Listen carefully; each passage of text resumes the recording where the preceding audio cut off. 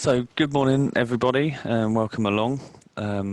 Firstly, I would just like to say that I hope everyone is doing okay under the current circumstances. Hopefully this will provide a welcome break with everything else going on right now. So let's kick off. Thank you very much for taking the time out of your day to attend this webinar, Elevating the Student Experience with Ruckus Smart Campus Solutions. So I'd like to start off by saying that as a business, AN Security is fiercely agnostic when it comes to technology. We recommend the right solutions based solely on our clients' requirements and their specific challenges. I think the only exception to this rule is when it comes to Wi-Fi within the educational setting, at least, as we know that Ruckus is an excellent technology and delivers genuine value in this sector. So what are we going to cover today? Hopefully you can all see an agenda on the screen. Firstly, I'll introduce to you our team that are on hand today, and then we'll have a bit of scene setting. Now, the world we find ourselves in today is rapidly different to that which we started the academic year in. People are talking of a new normal, but really the only guarantee is that things will change. So we'll gaze into our crystal ball somewhat to give you the AN Security view of what that might look like. Following that, we'll provide some advice and guidance as to what the red flags are when it comes to your own estate. We really do not want the session today in any way to be a sales pitch. It's a shared consolidation of our findings across the sector. It's clear that there are right times to start considering investment in this area, and there's times when reward does not meet the effort.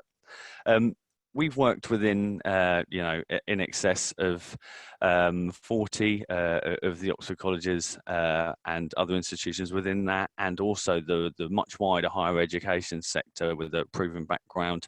We're going to talk you through what our methodology is and talk you through some of the customer challenges that your peers have had and what their approach was to resolving them.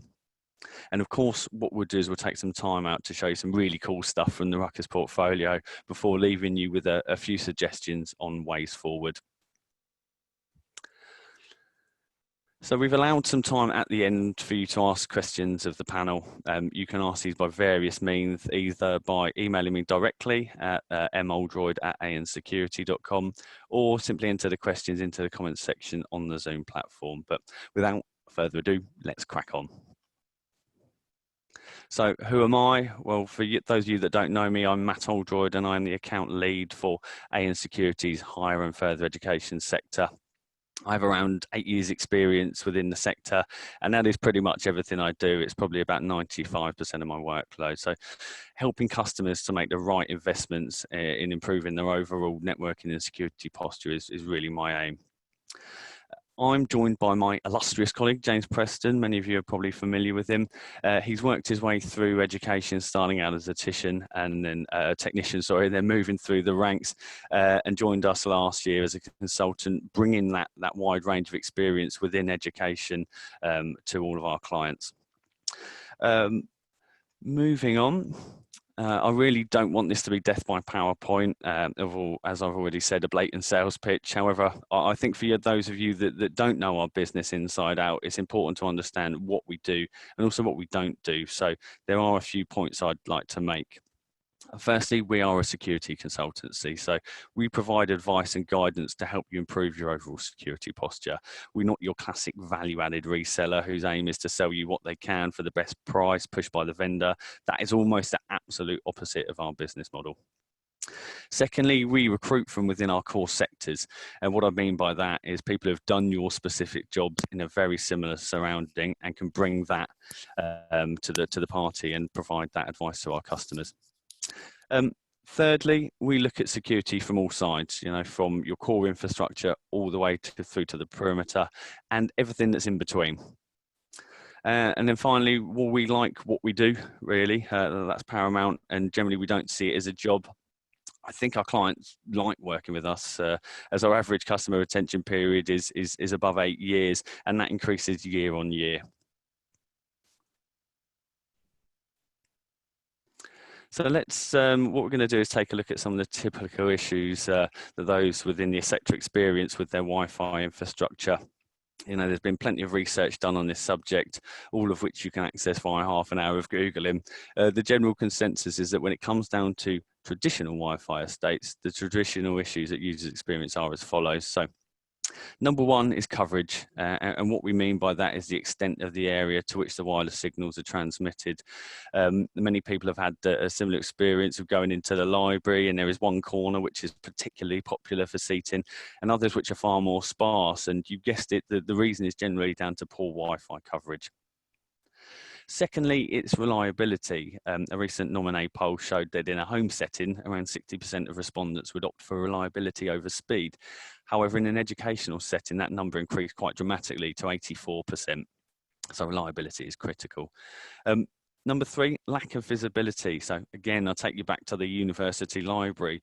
If you were to ask any of your librarian staff what the common most asked question was, I'd hazard a guess that the most common question they'll be asked on a daily basis is regards to Wi-Fi, and frequently it's the visibility of the network.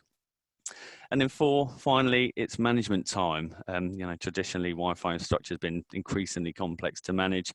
This is partly due to design, partly training, and partly due to the limitations of the resources needed to be able to provide the SLAs that a 21st college, university, or department requires. So what about modern day? Those traditional issues haven't gone away. In fact, they're even more important than they ever have been, but there is more that we need to consider now. So firstly, high density. So in an educational context, we absolutely need to consider the density. We're going to need to provide pervasive connectivity to clients when a high number of clients are expected to connect to access points, and often within small spaces. And secondly, the range of devices. So you're all aware the range of devices has a significant impact on the solution design, which then has an impact on cost and subsequently timescale. So there are also considerations around things such as listed buildings within that. If the key consideration for a student body is reliability of the Wi-Fi network, then for the IT function and indeed senior leadership, the key consideration should be authentication and identity. Now, a study by the Poneman Institute shows that the average cost of a data breach is £114 per record, but in an education scenario, it typically reaches £162 per record. And although there is conflicting information, it's thought that around 40% of breaches within higher education can be tied back to the Wi-Fi network. However, by far the most important consideration these days is the experience. So the sector is continually competing for the best and brightest pupil, and those which demonstrate the characteristics of individuals that are likely to complete the entire duration of their course, thereby guaranteeing that revenue to the institute. Now, poor Wi-Fi connectivity is as important as the cleanliness and the security of the halls of residence. You need to be able to provide students with the home from home experience that they are used to. Why? Well, fast, reliable Wi-Fi is a commodity, and for the digital native, it's included in the most basic of human needs. So if we take a look at that now, some of you may already be aware of this modern day adaptation of Maslow's hierarchy of needs, which essentially maps basic human requirements to enable fulfillment. The needs range from the most fundamental levels of physiological and safety needs at the bottom to the need for self-actualization at the top. And when you look at some of the research that is out there, you can see why Wi-Fi and more commonly mobile battery, incidentally, is frequently accepted within academic circles as worthy of inclusion. Now, interestingly, I learned something new when preparing for this session. Nomphobia is a fear of being without our mobile phone, but it's actually not the physical phone itself. It's the lack of connectivity to the internet via Wi-Fi, which is feeding this fear. So, when a potential student is looking at where they're going to be spending their critical academic years, Wi-Fi experience is absolutely a fundamental part of that and a key consideration. Now, there are the 5 catalysts that we see for investigating the evolution of a Wi-Fi network. And the first is general obsolescence. And what I mean by that is the removal of vendor support. So it's always worthy of further investigation. There are a range of horror stories from institutes who've invested in tech expecting a usable life of X. In reality, X is divided by 3. So one of the reasons we really like the Ruckus portfolio is the longevity of their technology stack and how openly they publish their roadmaps within the partner community.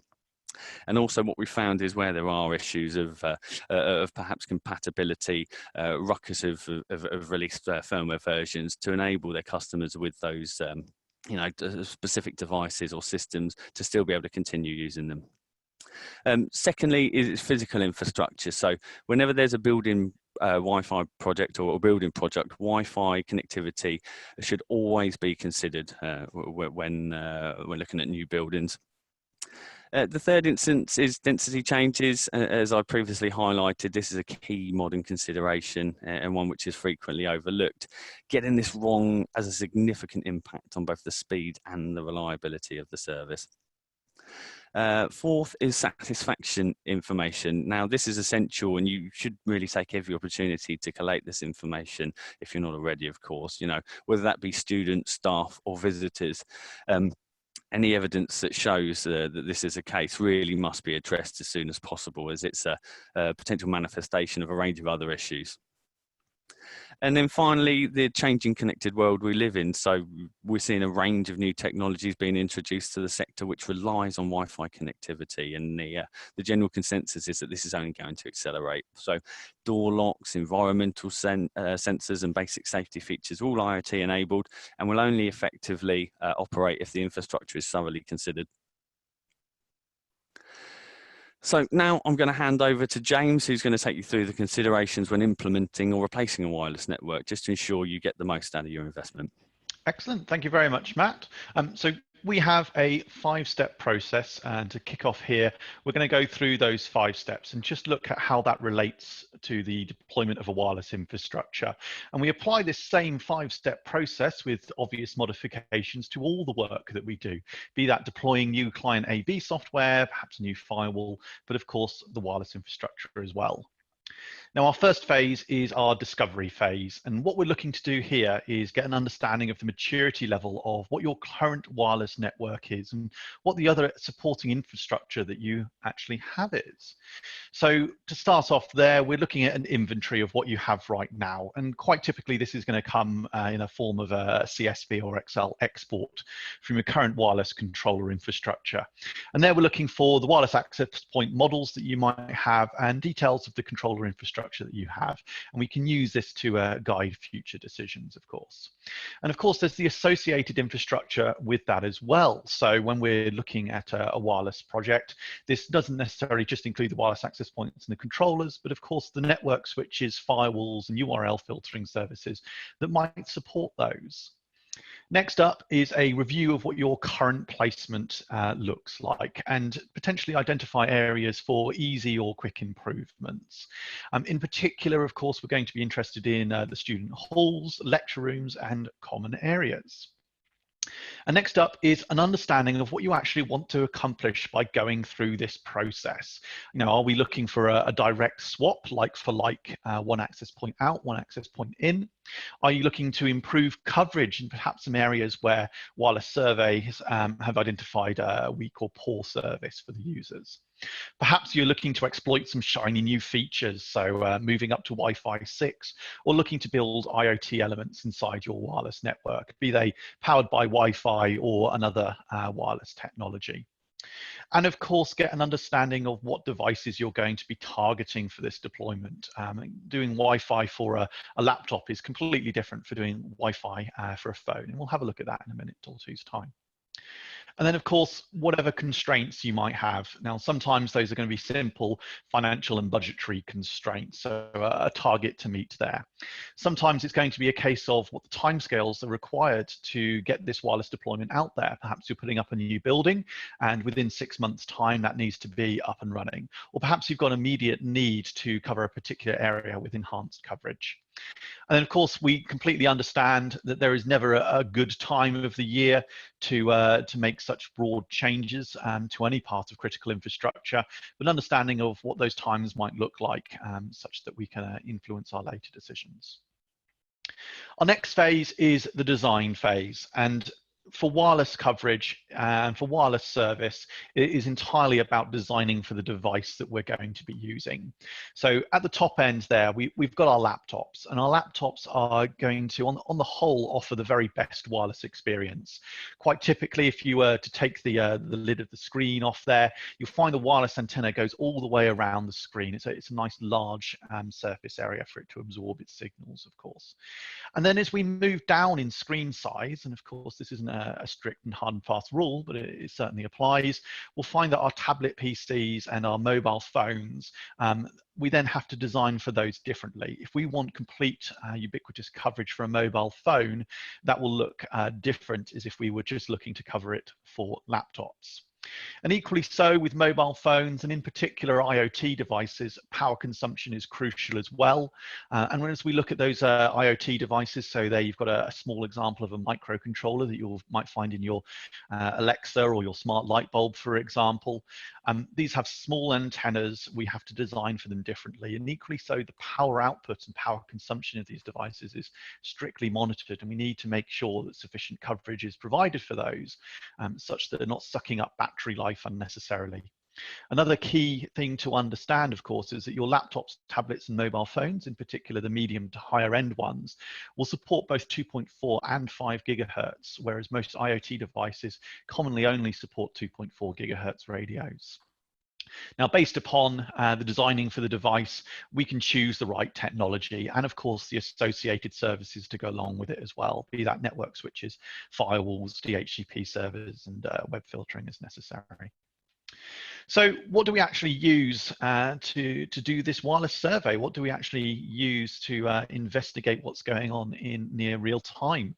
So it's a combination of hardware and software. So Ekahau are widely regarded as the leaders in wireless survey technology. And here we've got a picture of the Ekahau Sidekick. This is a couple of £1,000 worth of the world's most sensitive 2.4 and 5 gigahertz radios, and it has a built-in battery as well. And via a USB cable and connection up to the survey laptop, which is running Ekahau Pro, we can scan the 2.4 gigahertz and 5 gigahertz bands, and we can gain a notion of what multiple metrics look at. So raw signal strength, or coverage as some people refer to it as, this is how loudly can we hear the wireless access points effectively. But other metrics are equally, if not more so, important. So signal to noise ratio, how much of the available bandwidth, how much of the available airtime is actually free for wireless devices to communicate on. And what we highlight there is perhaps devices which are interfering with the signal, perhaps devices which are kicking out multiple re-signals, re-attempts at trying to send data, and we can diagnose these issues through those metrics. And good old-fashioned channel utilization, in particular, and of course on 2.4 gigahertz, so identifying devices which might be operating in the overlapping channels. And what we sometimes find is that consumer-grade devices, in particular printers, which have their own built-in little wireless access point, we can very quickly identify those and see about getting those rectified or removed from the network to prevent channel overlap going on. And equally so, as we're going around, if raw throughput is what we're looking to measure as part of this wireless survey, we can associate with your existing wireless network, set up a small iPerf server, and through the data rate analysis tools, we can identify how much throughput we can actually get out in certain points in time. Now, as part of this technology built inside the Ekahau Sidekick as well, we can detect sources of interference. So things like leaky microwaves operating on the 2.4 gigahertz band, PIR sensors, and my absolute pet peeve is the use of wireless CCTV cameras, devices which are purely kicking out high bandwidth video all the time, which suck up a lot of that signal to noise ratio. And for those of you who want to get really geeky, we can crack out the spectrum analysis aspects of it as well. And there we can, in real time, look at how a leaky microwave looks as it's kicking out on 2.4 gigahertz. So our next phase is actually proving our recommendations. Now, if you already have had a wireless survey done, if you've already identified the weak spots, we might not necessarily need to do that in the previous phase. But what we do like to do as part of the proving it phase is conduct a small wireless survey of an area where there is known issues, such that we have a baseline of where you are at the moment. And what we can then do is provide a sample set of wireless access points, network switches, and equipment as required, to then go and set up a wireless network to investigate how that might look if we were to make the changes that we're recommending. And this comes in the form, of course, of a follow-up survey, so direct A and B analysis there, and of course a PDF report out of the back of that, which shows you what the changes look like through the wireless survey tools. And of course, some of these elements we can do there and then on the day, but you do get that nice PDF report out the end of it all as well, such that you've got some hard and fast proof from the wireless survey tools. So let's have a quick look at how that looks.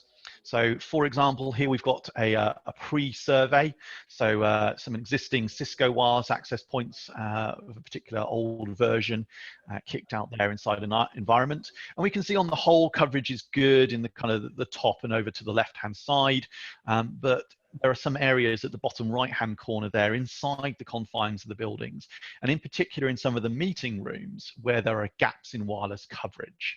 And of course, if we don't have that wireless coverage inside those meeting rooms, their Zoom calls or their Microsoft Teams calls, or whatever they happen to be using, are going to have a bad experience.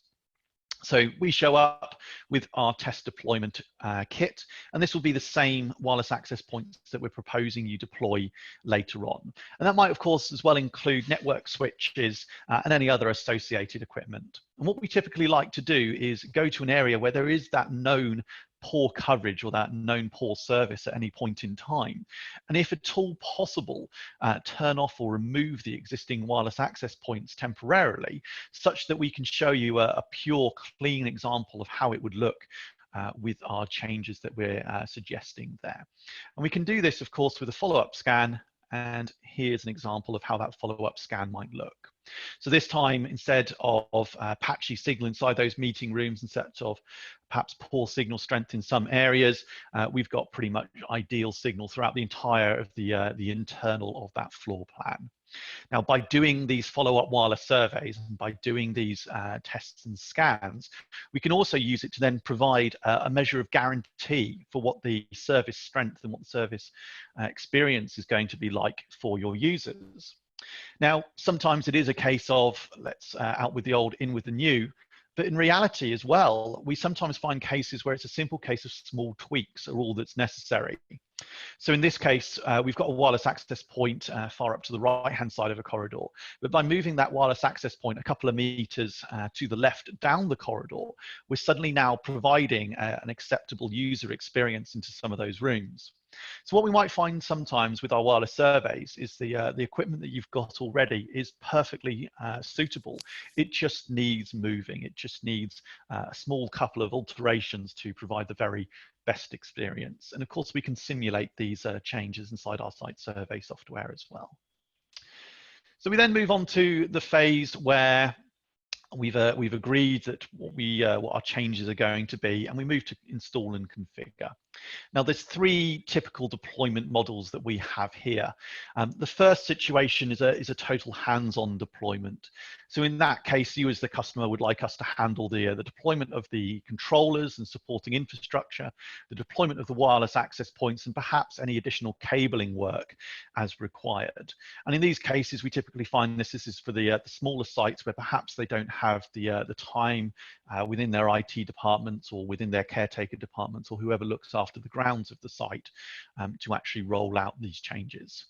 More commonly, though, we move to a hybrid deployment model. So there we will deploy the wireless controllers, get them set up and configured as necessary for your environments, and then aid in the deployment of a handful of those wireless access points. And from that point on, your teams can then roll out the remainder of those wireless access points at a time and place that suits your needs.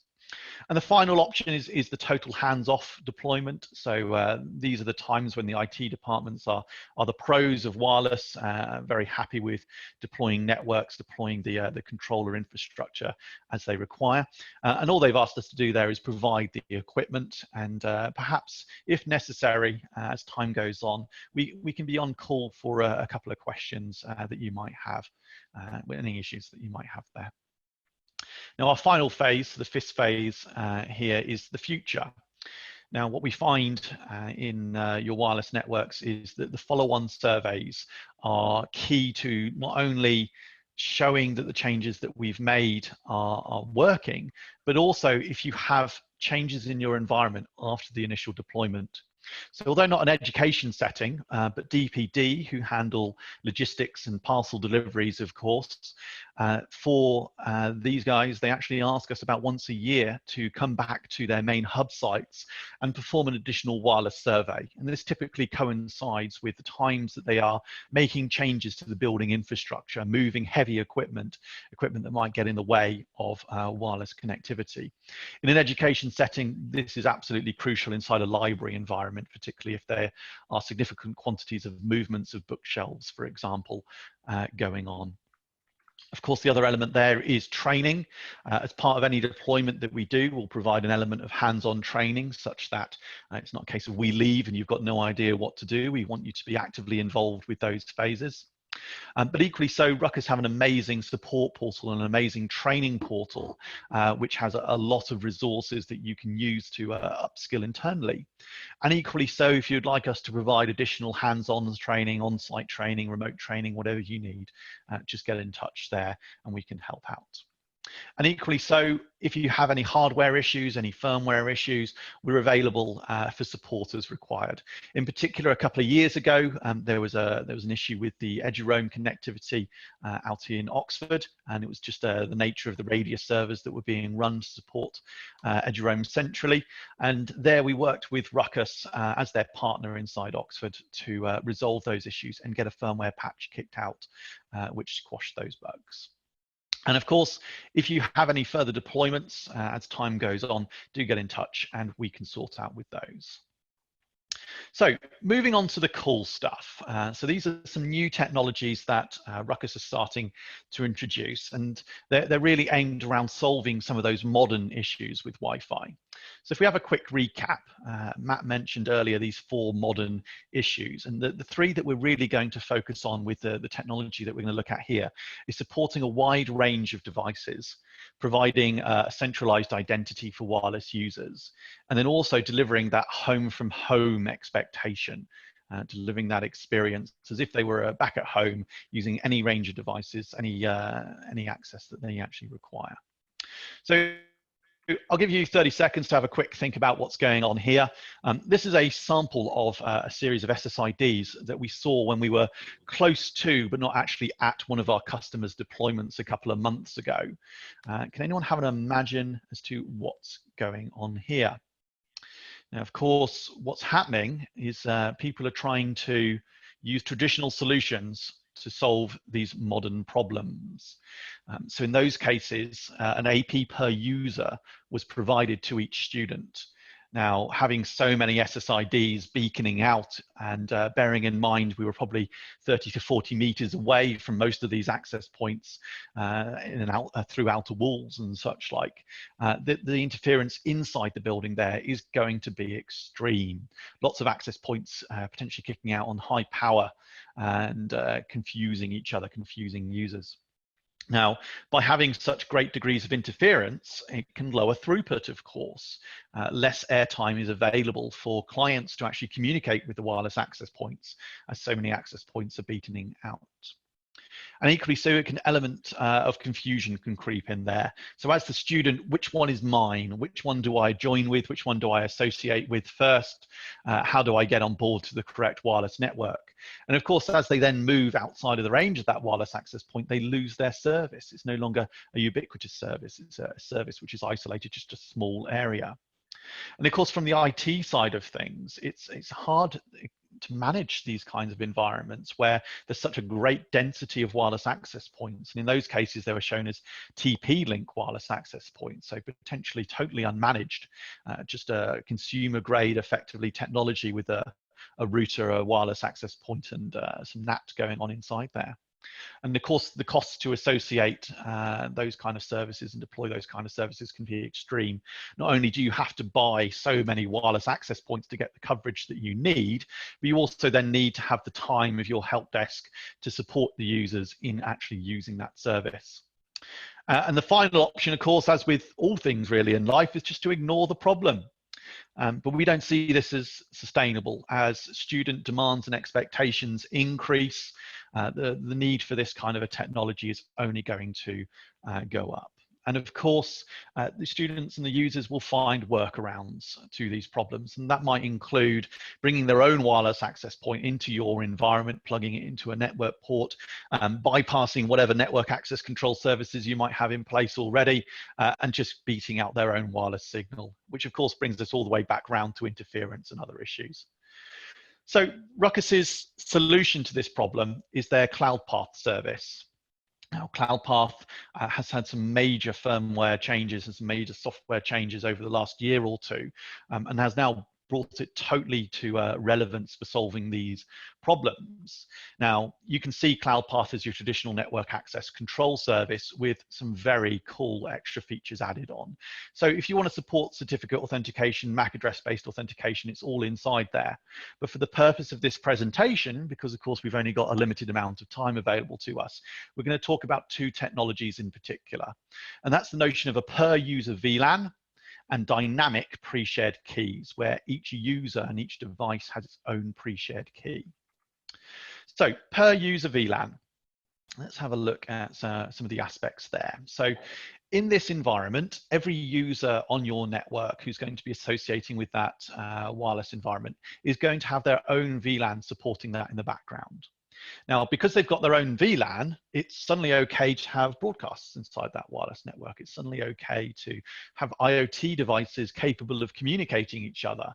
And of course, compromise across student networks aren't possible with the right firewall configurations. There's no way for one Amazon Alexa or any other such device to talk with another one inside another student's VLAN.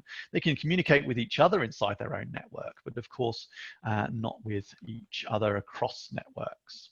Now, this technology is based upon pre-shared keys.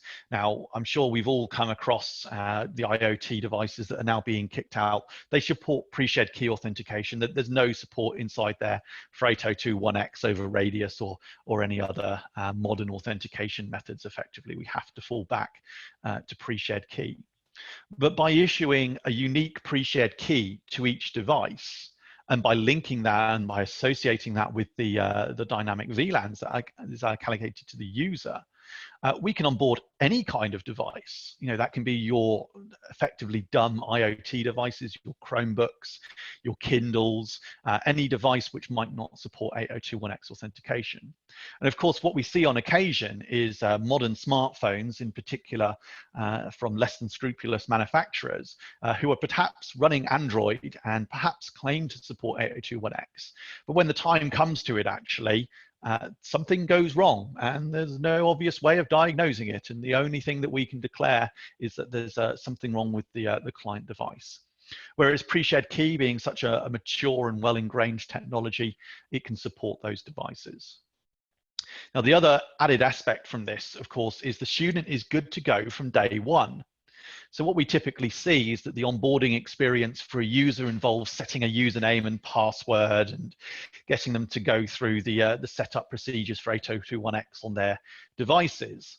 But by using pre-shared keys and by having those pre-shared keys allocated to specific and individual devices, and depending on your security posture, you could effectively letter post or email out a series of pre-shared keys to your students before they actually arrive on campus, such that from the moment they walk through the door, they have wireless network connectivity. And equally so, if you were more security conscious and didn't want to go and start emailing out those credentials or those pre-shared keys, there are plenty of other ways of handling this. For example, perhaps they pick up a letter, an envelope from the front entrance, reception, the lodge, whoever you might have, or perhaps those codes have just been left in their room such that on their first walk through that door, they can pick up their wireless access and get on board from the moment they arrive. So let's have a look at how this might look. Here I've described getting on board from day one. So perhaps we've issued 2 or 3 codes to the user, to the student for them to use. What about when we go and get more codes? Now, one of the great things about the CloudPath service is there is, of course, a web front end to this all. So it's a simple matter of the student heading to the web portal there, entering their username and password, which is a wide range of support for authentication backends there, declaring what device they're going to be connecting. So in this case, I've written Kindle inside the box. And then a couple of minutes later, or even less, of course, they receive the email with their dynamic pre-shared key for that device. And from that point on, it's a simple matter of spinning up their Kindle, associating with the right wireless network, and plugging in. And of course, this isn't just on the wireless, this is on the wireless and secured. So your services which rely on MAC address authentication, for example, typically don't encrypt the traffic between the user's device and the wireless access point itself. And yet with the pre-shared key technology showing here, we can do that very easily. So let's get another device on board. LifeX make light bulbs similar to the Philips Hue ones. Instead of running over Zigbee though, they run over Wi-Fi. Nice and simple and easy to use there. So we're back at the device registration portal there. We've entered the name of the wireless access point that we're going, of the device that we're going to be connecting there. We've then gone in through the native features inside iOS there, provisioned that light bulb onto our wireless network, pasting in that pre-shared key as required. And lo and behold, we now have our light bulb connected to our wireless network and ready for the user to control from their own personal device in their own personal VLAN. Now, thus far, I can totally understand if you think, James, this is magic, how does it actually work? So what I'm going to do is show you a couple of slides of how this looks in the Cloud Path Authentication backend, and also how it integrates with the Smart Zone controller from Ruckus Wireless as well. So in this case, looking at the Smart Zones web interface, we can see 3 devices plugged in there. So our iPhone, a smart switch that I had provisioned, along with the LifeX light bulb. And what you can see over on the right-hand side there is we've got the CloudPath WLAN as the network that they've associated with. And of course, that's going to be the same WLAN for all users, but that the VLAN number has been set as a personal VLAN for that user. So in this case, they've been set up with VLAN 300. So going to the CloudPath backend as to how this actually looks to get this set up and configured. So our first thing that we need to do, of course, is define the range of VLANs that we're going to be using. So in this case, I've just put some arbitrary numbers therein of VLAN 300 to VLAN 400. Our next step is to then define what our authentication source is going to be. And there, of course, is the standard range of services which you can use. So Active Directory, LDAP, Radius, and XAML, along with the built-in database inside the CloudPath service, should you wish to use it. Next up, we need to define the dynamic pre-shared key policy that we're going to be using. And again, all these options here are customizable. Here I've set a limit of 10 devices per user, and that those 10 devices can remain on the network for 5 years after the key was issued. And of course, we can change these, have different policies, or even if we have some niche use cases, perhaps where the student, instead of needing 10 devices, needs 20 devices, we can go into the user profile, which is held inside the CloudPath service there, and make those tweaks and changes as required. Now, the final magic which ties this all together effectively is our Radius server. So the CloudPath service runs its own Radius server, and your options there, of course, are your on-prem service, in which case you'll probably be using the standard Radius ports, or their cloud service. The cloud service is software as a service, so they've got multiple environments on the single tenancy there, but everyone gets their own unique Radius authentication and accounting port there, along with customizable shared secrets as well. And you can lock it down such that only certain public addresses can talk to the cloud service to prevent anyone attempting to breach the system at all, of course, through Radius. The final last little bits there. So if we were to look inside the configuration for that SSID on the Ruckus Smart Zone controller there, we set dynamic pre-shared key to the external option, and we've then set the authentication server and the accounting server up to our CloudPath instance. And the final phase of it all, and this is inside CloudPath, is the enrollment process. Now, this process can be customized to every single degree which you can imagine, even down to the look and feel of the portal. Put your own custom logos in there, your own colors and brandings, and we can certainly help out configuring that. Now, here we've got a very simple example using pre-shared key as the basis for everything. The reality is, though, if you want to use the same portal to also onboard guest users who might have a token which is only valid for 1 or 2 days, or perhaps do something along the lines of authenticated visitors where someone has to sanction their arrival inside the system, all of these options are possible through CloudPath there. And we can see our simple workflow. We're going to prompt the user for their credentials when they log into that web page. And here we're doing it from the internal DB, but we can do that through any other authentication backend you might have access to. Ask them to change or remove any devices which they might have inside there already, and give a new name to the device which they're going to be onboarding. And then generate a dynamic pre-shared key and ship it over to them via email. And that can also be shipped to them via the web UI as well there. And then one of the really nice features about CloudPath is what we typically see with onboarding wireless networks. So the network that you join to get access to this initial page, that's going to go nowhere. That's not going to get them internet connectivity. That's just going to get them access to the CloudPath service. So once they've actually onboarded their device, it is possible for your intelligent devices, your laptops, your mobile phones from Android and iOS to actually receive a provisioning package to that device. In the case of Windows, it's a simple little executable. In the case of Android and iOS, it's whatever is native to that platform. And that package will not only associate them with their authenticated network, so CloudPath inside here, but it'll also forget the open network, the network which they've actually used to join the infrastructure in the first place, such that they don't accidentally flip between a network which doesn't give them access and the network that they should be joining in the first place. And equally so, if you want to use that stage to inject additional security certificates for VPN access, or if you're in an education environment where you have to decrypt users' traffic to perform SSL inspection, you can do that through that utility as well. So it's a very easy way of getting that certificate on board the device. So I can imagine it right now. You've got plenty of questions, but what about a couple of different scenarios? The one that we see most common in education, in particular, those who are joined to the JISC Janet network, is their requirements for logging and auditing. So one of the great things about the CloudPath instance there, and indeed even with the just the baked-in features on the Ruckus Smart Zone controller, we can talk to APIs of supported vendors, in particular Palo Alto networks, or indeed send radius accounting messages back to your firewalls. And what that can allow us to do is associate the IP address, the private IP address of the user with their traffic against their username, against whatever they've used to log into the network. And that way, if you ever get a cease and desist order, or if you ever get a fine for that user account, perhaps they've been doing some things that they shouldn't have been, we can track it all the way back to the user just by using the logs inside your firewall.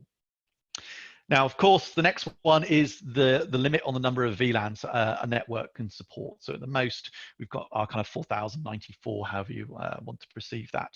Now, the first thing to consider there is how many of you have environments where you're going to have more than 4,000 users joining that environment. And if it's a case of no, that doesn't apply to you, maybe you've got 300, 400, maybe 1,000 or 2,000, absolute, you're well within the limits there.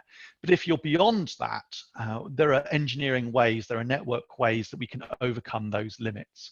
One simple example that we see, if it's not necessary for the student to have total access to the network as they're roaming across the campus, we can actually terminate those VLANs at a firewall and that device inside their halls of residence, such that maybe if we're using 100 VLANs inside there, we only need to consider ourselves with 100 VLANs for the 100 users that might be inside there.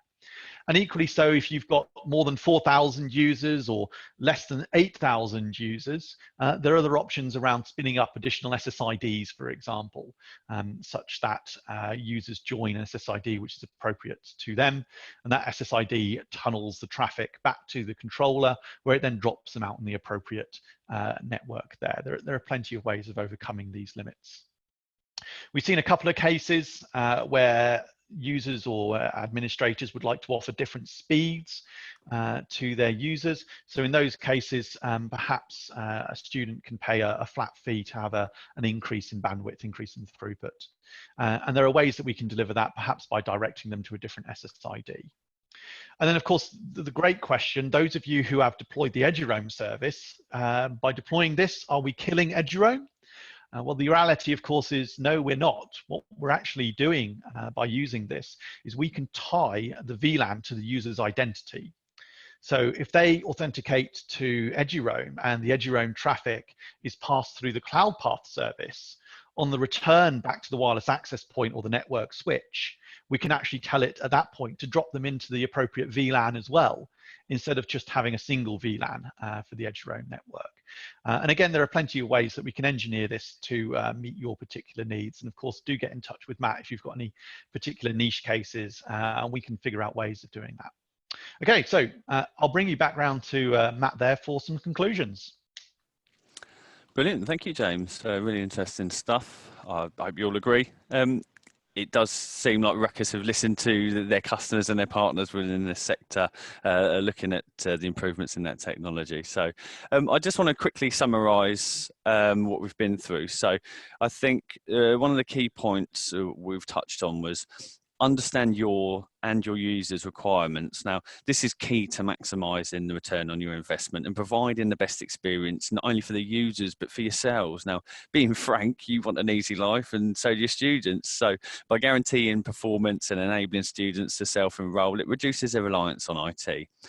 We do have a pro forma document we can share with you, which can help you to determine your physical, financial and technical requirements. I mean, you could even add psychological into this form from a student feedback perspective. So please do let me know if you'd like me to share that with you. Secondly, we have home from home experience or user experience or UX as it's often referred to. So modern students demand that always on instant access lifestyle, and high performing reliable wireless is a must to enable both the types and the number of devices that students need connected. Now we've shown you how you can achieve that through the Ruckus platform.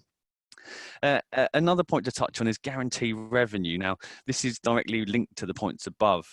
Student satisfaction is paramount in securing the necessary revenue, particularly in light of this new normal we find ourselves in. Now, course content and reputation are obviously considering factors for students, but if you can't deliver that content virtually in a reliable manner, then reputation will be affected and in turn revenue. So you really need to get the students back through the gates, and providing this assurance is one way for you to enable that. Now, our focus for this webinar has been to look at the common issues we see through our work in higher and further education. And really the big issues are the traditional one of coverage and the modern issue of number and types of interconnected devices. The coverage issue can be rectified through a relatively low cost site survey engagement. And with your typical amount spent on a wireless refresh, it's really worth spending that little bit more just to get the most out of it. The issue with devices can also be rectified through, again, a relatively low-cost solution, such as cloud path. And just to confirm that this is a cost per user, with each user able to onboard an unlimited amount of devices. Now, before we move on to the Q&A section, I do want to briefly provide an update on the Ruckus portfolio, as many of you are considering replacing certain parts, if not all of your current infrastructure, including the wired side. So finally, an update on the Ruckus portfolio. So there's not a lot of change on the controller side other than a simplified product range. So you now have 3 main controller types. So that's physical smart zone, and that includes a 1 gigabit, a 10 gig, and an E-rate controller. Now the ZD or Zone Director range is being retired soon, so anyone using a ZD3000 or another ZD platform really need to consider replacing the support, and software updates will finish soon. Virtual smart zone, so the physical controller in a virtual form in essence. It's a very flexible and affordable option, deployable on Hyper-V, VMware, and other virtualization platforms. Bear in mind that if you wish to tunnel traffic, you need to purchase a data plane, which is a separate license, but it's still relatively low cost and still makes this perhaps a more affordable solution than the physical hardware. Finally, we've got cloud. So Ruckus have their cloud controller, which does have feature parity with the other 2 options. It's useful if you don't want hardware dependency, don't have the infrastructure to support virtual, or you just want to back off maintenance tasks to the vendor. So This is a subscription model. However, unlike some vendors, the service won't stop if you do miss that renewal reminder, and I'm sure we've all been there. There is one more option, and that's called Unleashed. Now, this is Ruckus's controllerless option with management done through Web UI via the master access point. Now, Unleashed is really for smaller deployments of less than 100 wireless access points. And to be honest, I don't really know of a single college or department using this method currently. Now, the physical, virtual, and cloud options all have feature parity, and you can centrally manage both your wireless and wired infrastructure. So this is another big plus for Ruckus when you take into account the depth of portfolio, the performance, and the level of pricing you have access to through us. Now, each of the physical, virtual, and cloud options are licensed per OP, so no more bulk buying of licenses, just license what you need when you need it. So just a quick update on the access points, as there are some introductions here. So many of you may know that Ruckus is the first to market with new technologies, historically AC Wave 1 and then Wave 2, and Wi-Fi 6 is no exception, and Ruckus brought the first Wi-Fi 6 capable AP to the market. As is with the previous standards, Ruckus is the benchmark for the industry upon which other vendors' APs are assessed. Now, by far for us, the biggest within education is the R500 range, with many of you using the older AC Wave 1 R500 or the more recent AC Wave 1, AC Wave 2 R510. Now, new to the market is the R550, which brings these capabilities along with the AX or Wi-Fi 6, as it's now known. So this has a couple of Ethernet ports, so it can be deployed in classrooms, halls, or even in students' rooms. So yeah, a multitude of deployment options. But into the next range, the 600, we've got the R650. This brings, again, the same capabilities, but it's for denser, higher footfall environments. So typically, we've seen these deployed in libraries and lecture halls. Finally, we've got the R750, which again delivers the same capabilities, but these are for ultra-dense environments, so such as auditoriums. So with the size, number of clients, and potential number of devices, this AP really delivers in that setting. You do at the lower end of the spectrum still have good high performance wireless access points with a good price point, and you have the H320 and H510 there. Now, these are the access point and wall switch models with the additional Ethernet ports for connected wired devices. So these are really ideal in dorms or in hospitality areas.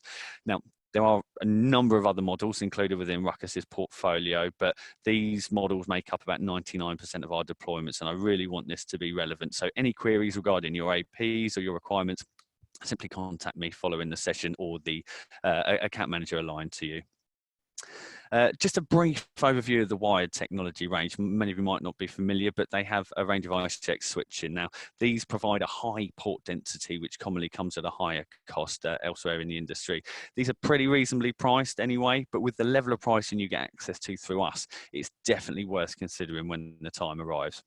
So each uplink port on these delivers 1 gig on the entry-level model, and with a simple license application, you can increase uplink ports to 10 gig. This means you can standardize on one model for simplicity, and then just license where you need 10 gig. Access ports also support 2.5 gig throughput for the latest Wi-Fi 6 access points. Now, the ICX product range is incredibly diverse and has models for every occasion. So it starts with a 7150 range shown here, designed for the access layer, all the way through to 7650 range for deployments at aggregation or the core layer where you need a bit more juice. Again, any questions regarding that side of things, please contact me following the webinar. Just to briefly touch on this, I'm not going to spend too much time on it, but there are some other product sets which might provide further benefits. The main one I'd say is IoT controller. So this is a way of centrally managing IoT on campus, whether this be environment monitors, door access systems, or something similar. So rather than different network management systems, you can use the IoT controller to manage it all. Ruckus Analytics, this is a service which can be used to allow you to dive deeper into what's going on in your network. So you can really drill down into a plethora of diagnostic information such as uptime, usage and throughput, for instance.